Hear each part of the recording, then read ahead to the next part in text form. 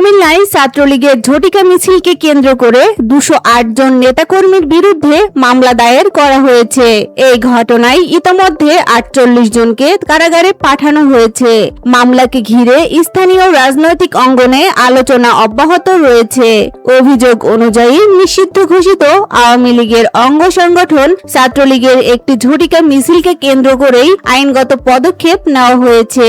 সংশ্লিষ্টদের বিরুদ্ধে মামলা দায়েরের পর তদন্ত ও আইনি কার্যক্রম চলছে।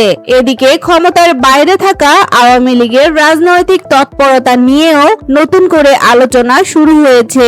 মাঠ পর্যায়ে দলীয় কার্যক্রম জোরদার করা এবং রাজনৈতিকভাবে সক্রিয় হওয়ার সম্ভাব্য কৌশল নিয়ে বিভিন্ন মহলে জল্পনা রয়েছে।